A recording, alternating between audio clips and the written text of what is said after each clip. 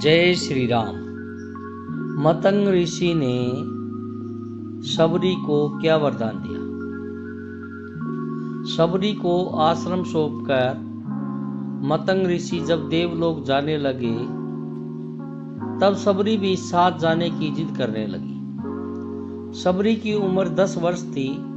वो महर्षि मतंग का हाथ पकड़कर रोने लगी। महर्षि शबरी को रोते देख व्याकुल हो उठे।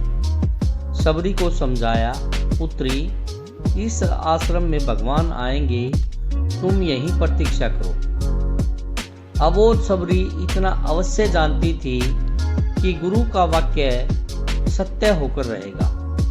उसने फिर पूछा, कब आएंगे? महर्षि त्रिकालदर्शी थे। वे भूत भविष्य सब जानते थे। वे ब्रह्म ऋषि थे। महर्षि शबरी के आगे घुटनों के बल बैठ गए और शबरी को नमन किया। आसपास उपस्थित सभी ऋषिगण असमंजस में डूब गए। ये उलट कैसे हुआ? गुरु यहाँ शिष्य को नमन करे, ये कैसे हुआ? महर्षि के तेज के आगे कोई बोल न सका। महर्षि मतंग बोले, पुत्री, अभी उनका जन्म नहीं हुआ। अभी दशरथ जी का लगन भी नहीं हुआ। उनका कौशल्या से विवाह होगा, फिर भगवान की लंबी प्रतीक्षा होगी। फिर दशरथ जी का विवाह सुमित्रा से होगा, फिर प्रतीक्षा करनी पड़ेगी। फिर उनका विवाह कैकेयी से होगा, फिर प्रतीक्षा करनी पड़ेगी। फिर वो जन्म लेंगी। फिर उनका विवाह माता जानकी से होगा। फिर उन्हें 14 वर्ष वनवास होगा और फिर वनवास के आखिरी वर्ष माता जानकी का हरण होगा। तब उनकी खोज में वे यहाँ आएंगे।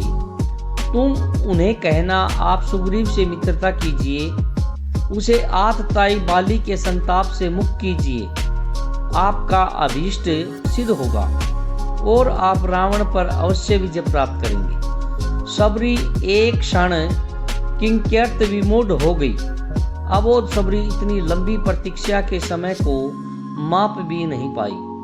वह फिर अधीर होकर पूछने लगी, इतनी लंबी प्रतीक्षा कैसे पूरी होगी गुरुदेव? महर्षि मतंग बोले, वे ईश्वर हैं, अवश्य ही आएंगे। यह भावी निश्चित है। लेकिन यदि उनकी इच्छा हुई तो काल दर्शन के इस विज्ञान को परे रखकर वे कभी भी आ सकते हैं। लेकिन आएंगे अवश्य।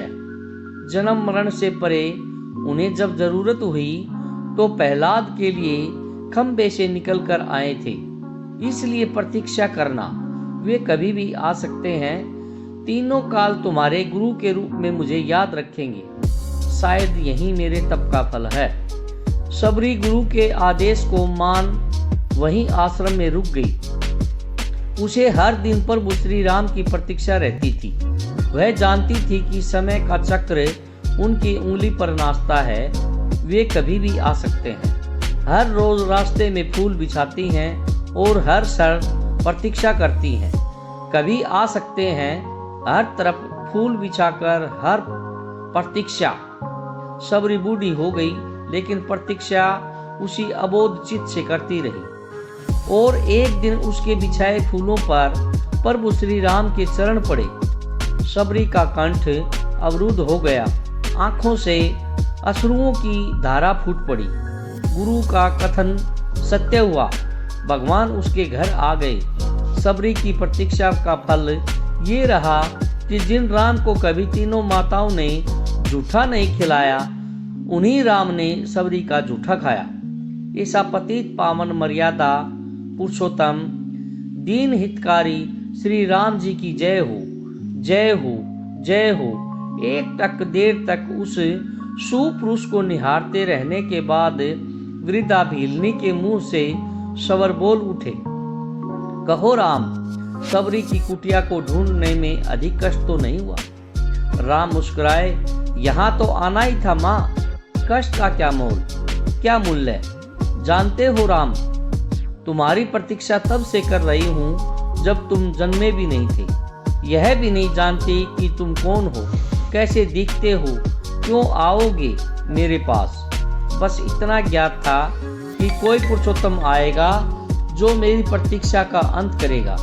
राम ने कहा, तभी तो मेरे जन्म के पूर्व ही तय हो चुका था कि राम को सबरी के आश्रम में जाना है। एक बात बताऊं प्रभु, भक्ति में दो प्रकार की शरणागति होती है। पहली वानरी भाव और दूसरी मार्जारी भाव। बंदर का बच्चा अपनी पूरी शक्ति लगाकर अपनी माँ का पेट पकड़े रहता है ताकि गिरे न। उसे सबसे अधिक भरोसा माँ पर ही होता है और वह उसे पूरी शक्ति से पकड़े रहता है। यही भक्ति का भी एक भाव है जिसमें भक्त अपने ईश्वर को पूरी शक्ति से पकड़े रहता है, दिन रात उसकी आराधना करता है। वानरी भाव पर मैंने यह भाव नहीं अपनाया। मैं तो उस बिल्ली के बच्चे की भांति थी जो अपनी माँ को पकड़ता ही नहीं बल्कि निश्चिंत बैठा रहता है कि माँ है ना, वह स्वयं ही मेरी रक्षा करेगी और माँ सचमुच उसे अपने मुंह में टांग कर घूमती है। मैं भी निश्चिंत थी कि तुम आओगे ही, तुम्हें क्या पकड़ना। ये है मार्जारी भाव। राम मुस्कुराते हुए रह गए। जय श्री राम। अगर पोस्ट अच्छी लगे तो प्लीज लाइक, सब्सक्राइब एवं कमेंट जरूर करिएगा।